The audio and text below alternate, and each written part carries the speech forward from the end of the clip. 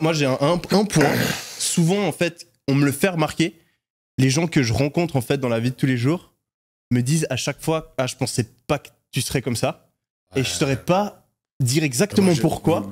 Mais les gens pensent que je suis un gars un peu hautain, qui se la pète, qui croit qu'il est le meilleur, etc. Alors que bon, vous me connaissez, je sais que c'est pas le cas. Non. Et c'est vraiment le truc qui revient à chaque fois. Quand on me rencontre en vrai, on fait « Ah, mais putain, je pensais vraiment pas que t'étais comme ça. » Ouais, mais moi, je vais te la faire simple.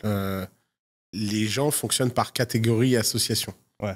Donc, je suis 100% d'accord avec toi. T'es grand, t'es black, t'as des belles bagnoles et t'es sur des yachts. J'ai même pas de bagnole. Donc, mais si, t'as tout le temps des vidéos de toi avec des bagnoles pas vrai. que tu loues. Mais si, j'en ai fait 3 des vidéos. Bah, c'est trop. Elles vont te poursuivre toute ta vie. Et donc, bah voilà, c'est fini, c'est réglé. Ouais. Donc, t'es un mec hautain. Ouais. Je veux dire, si tu crois qu'avec ça, t'es pas autre chose qu'un mec hautain, c'est que c'était pas la même catégorie. C'est vrai que c'est impossible d'avoir de l'argent et de rouler dans des belles voitures et d'être quelqu'un de cool, quoi. Bah, surtout pas. Attends, ce serait horrible. Si les gens savaient qu'il y avait des gens riches sympas, putain, ils pourraient pas se dire j'ai une bonne raison de haïr les riches. Ouais. Non, mais c'est incroyable parce que moi, avant de te connaître, Yomi, j'avais pas du tout une mauvaise image de toi ou quoi, mais depuis que je te connais, j'ai vraiment la sensation que t'es authentique, honnête et que tu te prends pas la tête. C'est vrai qu'il y a beaucoup de haters sur les réseaux sociaux qui peuvent avoir des mauvaises images de toi parce que forcément tu montres que voilà, tu as bien réussi, etc. Mais à aucun moment j'ai senti que tu m'as pris de haut ou que tu as été arrogant par rapport à quoi que ce soit. Et c'est vrai que c'est dommage que tu aies un petit peu pour moi c'est vraiment naturel parce que j'ai jamais compris en fait les gens qui réussissent quelque chose ou qui deviennent connus ou qui commencent à faire de l'argent et qui prennent la grosse tête. J'ai vraiment jamais compris ça. Parce que pour moi, ce que je fais dans ma vie ou dans mon business, etc., ça n'a aucun rapport avec la relation que je vais avoir avec les gens. Ouais. Et j'ai jamais compris les gens qui fonctionnaient autrement. Ça me choque en fait quand je rencontre des gens, parce que je rencontre des gens qui sont connus, des gens qui ont de l'argent. Et justement, les gens qui se la pètent, je n'arrive pas à comprendre le raisonnement et comment t'en arrives là en fait. J'arrive pas à comprendre. Bah, souvent, c'est des biais culturels. Par exemple,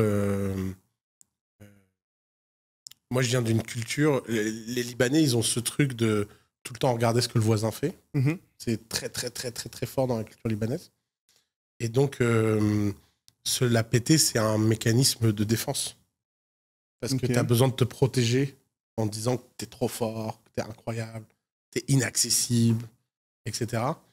Et en fait, ça devient une drogue. Parce que plus tu le fais, plus tu te protèges, moins tu subis la critique, parce que tu es en écart. Plus tu deviens insupportable et détaché, et ça crée une nouvelle forme de critique que tu ne vois pas. Parce que les gens qui se la pètent, la critique envers eux qui se la pètent, bah, ça les atteint pas. Donc je pense que c'est un vrai mécanisme de protection. T'as raison là-dessus, où quand tu as un certain niveau de succès, les gens n'osent plus te dire certaines choses. Ouais, et je l'ai remarqué avec mes potes ou ma famille des fois, où peut-être ça m'arrive d'être froid sans me rendre compte.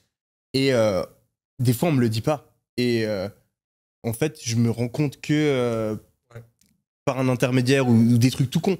Je me rappelle, il y a longtemps, quand j'avais fait une vidéo avec mon ex, je me suis rendu compte de la manière dont je lui parlais sur la vidéo. J'étais là, non mais attends, tu peux pas parler, t'es trop brusque. Et c'est pour ça que d'ailleurs, j'adore faire des podcasts, parce que je trouve qu'il y a rien de mieux pour avoir un espèce de feedback sur la manière dont tu parles et tu te comportes avec les gens. Carrément. Je pense que c'est... Et souvent, je vois que beaucoup de gens que j'admire et qui sont très charismatiques, ils ont un podcast. Je pense que c'est une très très bonne manière de s'améliorer. T'as un retour direct sur la manière dont tu t'exprimes, donc c'est clair que ça change pas mal la donne.